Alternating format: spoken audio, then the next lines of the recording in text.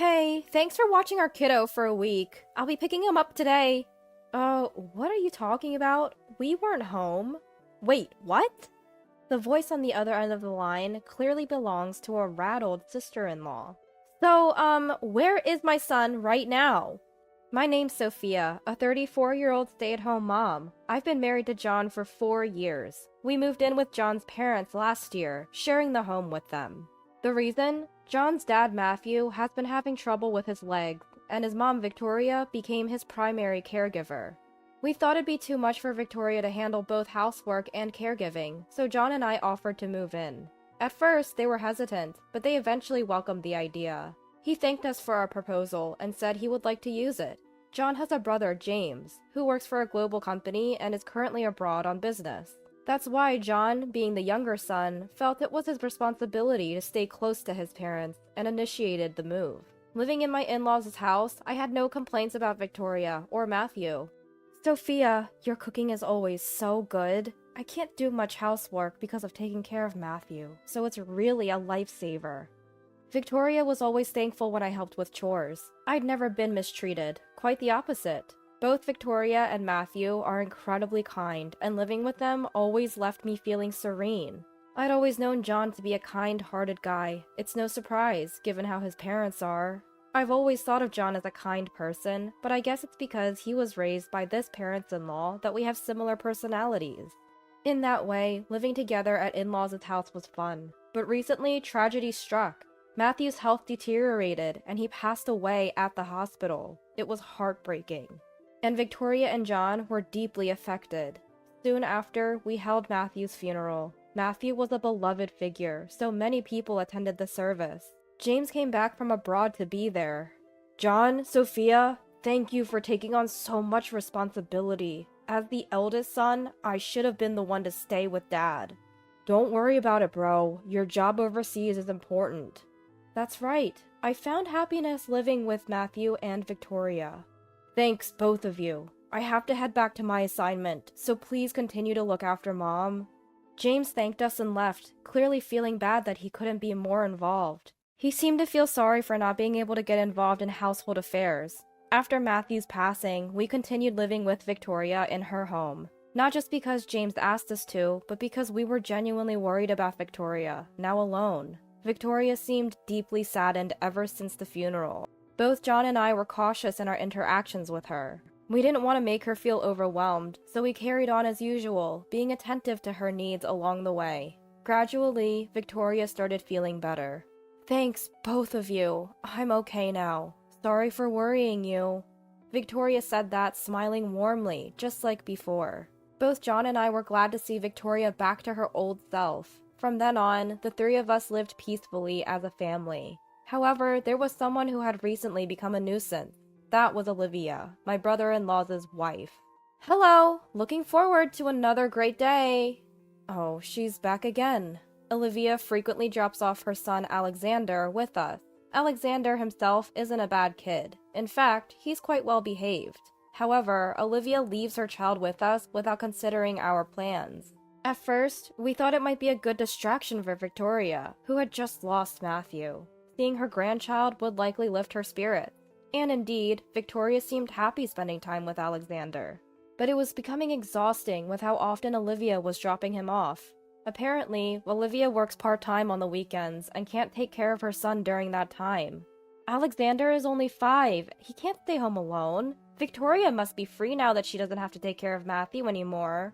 That's what Olivia selfishly claimed. She wasn't wrong, but that didn't make it okay to impose her child on us. I wonder why she doesn't work during the weekdays when Alexander is at preschool. That way, she could pick him up after work. It's puzzling.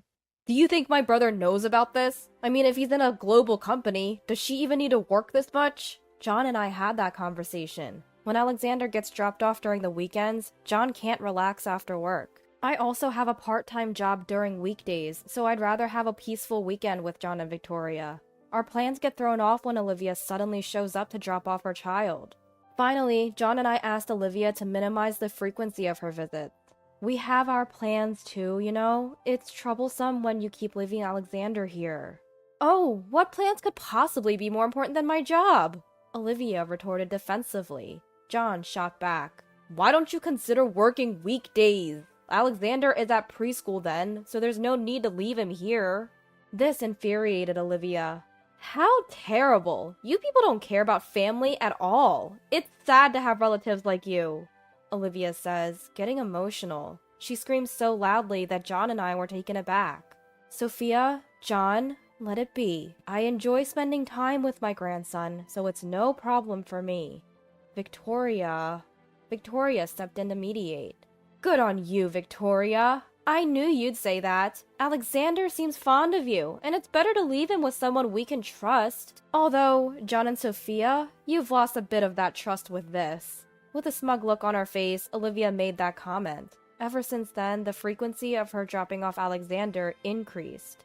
Lately, she's even been bringing him over from preschool until the evening on weekdays. I was surprised to find Alexander at home when I returned from my part-time job. Sure, it's tough for her to look after the kid alone while James is away on a business trip, but she's definitely taking advantage of us. At this rate, we're practically taking care of Alexander half of the month.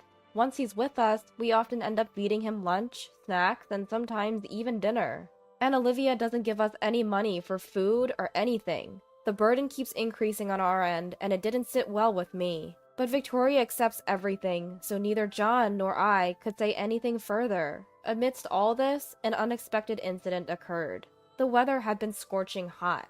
The moment you step outside, you're dripping with sweat. Though we were all cautious, one day I came home from my part-time job to find Victoria had collapsed. We immediately called an ambulance, and they confirmed it was heat stroke. Luckily, she fell just before I got home, so she was alright, but she had to be hospitalized for some time. I got so focused on housework, I didn't realize I was overheating. I'm really sorry for worrying you. It's okay, Mom. Thankfully, you're safe now. John and I were chatting with Victoria in her hospital room. We were relieved, but we had planned a family trip, set to depart the day after tomorrow. If Mom's in the hospital, the trip's going to be a problem. Yeah, we'll need to cancel. As we were discussing this, Victoria had a suggestion. Why don't you two go ahead without me? But Mom, we're worried about you. Right, we can't just leave you behind and go. Victoria insisted. You two always help me out, so now's the time to have some alone time as a couple. I'll be fine, I'm in a hospital after all. Feeling encouraged, we decided to proceed with the trip. It's a waste to have to pay the cancellation fee for 3 people. If I'm the only one who doesn't want to go, maybe I can change it without having to pay anything. After being encouraged so much, we decided to go on a trip as well. John is also on summer vacation, so we decided to go on a trip as planned. John and I got into the car early in the morning on the day of the trip and headed for our Ocean View hotel. We were so excited for a trip as a couple after so long. We even stopped at various shops on the way and had a good time. We found some knickknacks that Victoria would like in a chic boutique. As we were thinking about grabbing some lunch at a cafe, my phone rang. It was Olivia. Sophia? Why aren't you answering your phone? Huh? I called an hour ago and even sent messages. Oh, sorry. We're out at the moment. Must be nice, going out while I'm working. Huh? And so, the usual passive-aggressive comments began.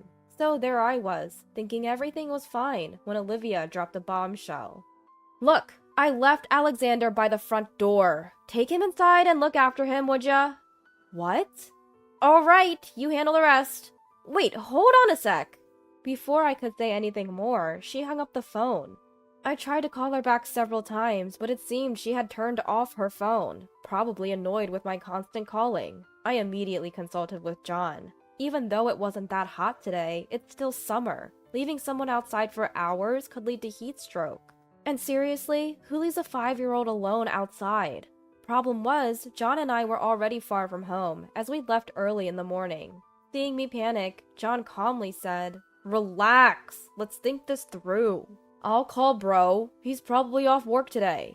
With that, John called James. Fortunately, James picked up quickly, and John explained the situation. James was shocked and gave us the contact number for Olivia's parents right away. John then called Olivia's parents, explained the situation, and they agreed to pick up Alexander. Turns out it was a blessing in disguise. Olivia's parents lived only about an hour's drive from us. so they could pick up Alexander without much trouble. Apparently, Alexander was sitting in the shade, looking distressed. Olivia's parents quickly gave him some water and took him to their house. He was safe for now. John and I felt relieved and went on to enjoy our trip. But man, Olivia is one exhausting person. We agreed that we needed to give her a piece of our minds. But what happened next was beyond what we could have expected. About a week later, Olivia called me. "Hey, thanks for watching Alexander for a week. I'll pick him up today." She spoke as if she'd done nothing wrong. "What are you talking about?" "What do you mean, what? Got heat stroke and lost your mind? I said I'm coming to pick up Alexander." "We weren't even home." "What?" "We were out of state when you said you left Alexander at our doorstep. Couldn't come back." Olivia was clearly shaken over the phone. "Then where's Alexander?" "He's at your parents' place." "At my parents'?" "Yes, they've been watching over him." "No way!" With that, Olivia abruptly hung up, most likely headed to her parents' place. About an hour later, Olivia showed up. "Where's Alexander? Huh?" The moment she entered the living room, she was speechless. That's to be expected, because there we all were. Olivia's parents, us, Victoria, and even James. Why is everyone here? Olivia seems confused. Then Olivia's parents spoke up. "You really are beyond help." "Mom? What's going on all of a sudden?" "Word is, you've been dropping off Alexander at James's parents way too often, haven't you?" "Well, I've been busy with work, so it's just on weekends." "That's no excuse. Dropping him off every single weekend?" "I also heard from James's mother that you've been leaving him there on weekdays, too." Olivia's mother and father were confronting her like this. Feeling cornered by her own parents, Olivia defended herself. "I'm working, you know. It's okay for me to get a little support. Victoria and John are free anyway." James then chimed in to counter Olivia's justification. "I've been transferring you enough money, haven't I? You even said you needed more, so now I'm sending you $3,000 a month for living expenses, and you're saying that's not enough?" "Yes, that's right. $3,000 is not enough." Olivia was becoming increasingly defiant. Any reasonable person would think you could live quite comfortably with $3,000 a month for living expenses when it's just you and a small child. That's when Victoria sighed. "Olivia, why don't you just stop lying?" "What? I'm not lying!" "You're not really working, are you?" Stunned, Olivia's eyes widened at Victoria's words. "I am working!" "Then please, tell us where you're working." Under Victoria's scrutiny, Olivia started to panic. Victoria then pulled out an envelope and spread its contents on the table. "I hate to say this in front of your parents, but I've had my suspicions about you, so I had an investigation done." "What?" "It turns out you've been having an affair. You met him often on the weekends you left Alexander with us, even on weekdays when you could manage the time." Victoria began laying out photos as proof of the affair. "Stop! Don't display those pictures like that!" Frantic, Olivia tried to hide the pictures. "What you've done is a betrayal to all of us. James, who's been working hard on business trips. Sophia and John, who's been caring for Alexander. And most of all, you've betrayed Alexander." It seemed Olivia finally realized the gravity of her actions. Olivia finally broke down and apologized deeply in front of us. "I'm really sorry. Can you find it in your hearts to forgive me?" Olivia kept apologizing, but some things can't be fixed that easily. James walked up to Olivia and handed her a piece of paper. "These are divorce papers. Let's end our relationship." "What? I don't want a divorce." "Shouldn't have had an affair, then." "James is right. I'm ashamed to say you're my daughter. Stop causing trouble and just agree to the divorce." "No way!" No one in the room was on Olivia's side. Eventually, Olivia signed the divorce papers, sealing the end of her marriage with James. James was granted custody of their child. He spoke to his company about the situation and decided to return to the US sooner than planned. Although this cost him a potential promotion, James said, "Life with Alexander is more important." And they're now living together in an apartment near our family home. As for Olivia, she's been sued for alimony by James and her affair partner. She was also disowned by her parents and is working desperately to pay off her monthly installments. Olivia had wanted to see Alexander, but Alexander himself refused. Apparently, Olivia was too absorbed in her phone to take care of him and often neglected his basic needs.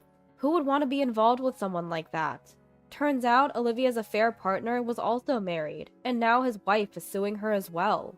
Even worse, he decided not to divorce, leaving Olivia with massive debt and losing everything: her child, James, and her parents. From now on, she'll live a lonely life, with most of her earnings going toward alimony payments, but she brought it all on herself. It's the punishment she deserves for her betrayal. Meanwhile, John and I are living happily with Victoria, and since Alexander and James live nearby, we regularly go out for meals or have barbecues in our in-laws' backyard, enjoying quality family time. I plan to continue cherishing this family I love so much and live out my days in happiness.